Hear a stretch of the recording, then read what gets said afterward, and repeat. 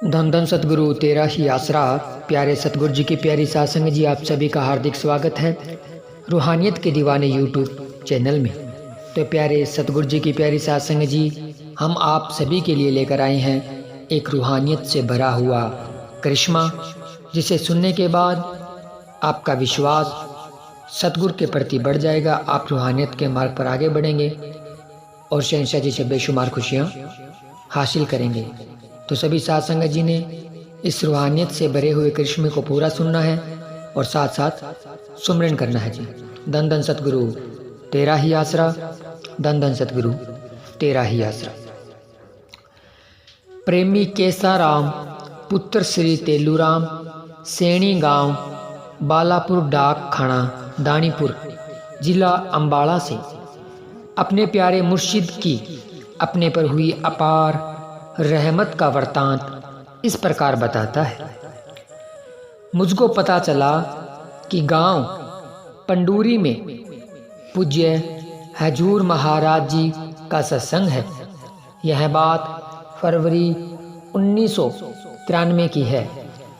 बड़ी धूमधाम से सत्संग हुआ। मैंने बड़े ध्यान से सत्संग सुना। पूज्य सतगुरु जी के अनमोल वचन सुनकर मेरे मन को बड़ी शांति व आनंद आया। सत्संग पर मैंने सच्चे पातशाह जी से नाम की अनमोल दात प्राप्त कर ली। उस समय पंडूरी में प्रेमी धर्मपाल गांव की साध संगत का भंगीदास था। जब मैं नाम लेकर पंडाल से बाहर आया तो प्रेमी धर्मपाल ने मुझे कहा, कैसा राम, आपने नाम ले लिया है, तूने बहुत बढ़िया काम किया है। फिर उसने पूछा कि सत्संग कैसा लगा। मैंने कहा सत्संग बहुत ही अच्छा था, इसलिए तो मैंने नामदान ले लिया है। फिर मैंने धर्मपाल को बताया कि नाम लेकर तो मुझे ऐसे लग रहा है कि मेरा शरीर हल्का फुल्का हो गया है, यानी ऐसे मालूम पड़ रहा है कि मेरे शरीर से लाखों मन बोझ उतर गया है। प्रेमी जी, नाम में तो बड़ी शक्ति है। मैंने तो आज तक अंधेरा ही ढोया है। मैं तो पश्चाताप कर रहा हूं कि मैंने नाम पहले क्यों नहीं लिया। प्रेमी धर्मपाल ने मुझे कहा कि अगर इस नाम का सुमिरन करोगे तो आपको बहुत खुशी आएगी। उस दिन मैंने अपने सतगुरु मुर्शिद पर पक्का दृढ़ विश्वास बना लिया और मैं उसी दिन से बड़ी श्रद्धा से सुबह उठकर नाम का सुमिरन करने लगा। मेरे शरीर के जोड़ों में करीब 24-25 वर्ष से बहुत दर्द रहता था, जिस कारण मुझे चलने फिरने में बड़ा दर्द होता था। उस समय मेरी आयु करीब 60 वर्ष की थी। मैंने बड़े देसी वेद, हकीम व डॉक्टरों की दवाई खाई, परंतु मुझको जरा मात्र भी फायदा न हुआ। मैं दवाइयाँ खा कर थक चुका था। कई बार मेरे मन से अचानक ही निकल जाता कि हे रब्बा, इस तकलीफ से तो अच्छा है कि मुझे मौत ही दे दे। नामदान लेकर मुझको पूर्ण विश्वास हो गया कि अब मेरे कष्ट का समय पूरा हो गया है। मैंने बड़ी श्रद्धा से नाम का सुमिरन करना शुरू कर दिया और दवाई खानी छोड़ दी। जो जो मैं सुमिरन करता गया त्यों त्यों मेरा काफी दर्द खत्म होता गया। करीब 1-2 माह के बाद मुझे ऐसा प्रतीत होने लगा कि जैसे उसको कभी दर्द हुआ ही नहीं। नाम लेकर उसने कोई दवाई नहीं खाई। यह सब सतगुरु जी की रहमत का नमूना है। नाम में अथाह शक्ति है, जिसके कारण मेरा इतना पुराना दर्द ठीक हुआ। अभी भी मेरे कुछ और कर्म बाकी थे। कुछ समय बाद मुझे एक बीमारी और हो गई। मेरे गले में एक गांठ सी हो गई। जब मैं रोटी खाता व पानी पीता तो मुझे बहुत तकलीफ होती। जो जो समय बीतता गया मेरा दर्द व तकलीफ भी बढ़ती गई। मुझको भूख तो लगती, परंतु जब मैं कुछ मुंह में डालता तो इतनी तकलीफ होती कि आगे न जाता। फिर मैं रोटी तो बिल्कुल न लेता, केवल चाय, दूध या पानी ही लेता। उससे भी गले में काफी दर्द होता। रोटी न खाने के कारण मेरा शरीर कमजोर पड़ गया। मैंने कुरुक्षेत्र में एक प्राइवेट डॉक्टर से एक्सरा करवाया तो रिपोर्ट देकर उसने कहा कि आपके गले में कैंसर है, जल्दी ही ऑपरेशन करवाना पड़ेगा। फिर मेरे घर वाले कुरुक्षेत्र में ही किसी और बड़े डॉक्टर के पास ले गए।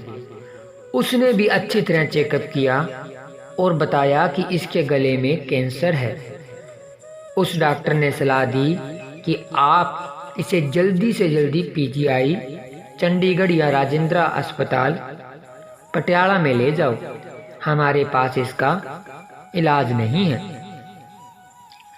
मेरे घर वाले दिनांक 25/6/1993 को मुझे राजेंद्र अस्पताल पटियाला में ले गए।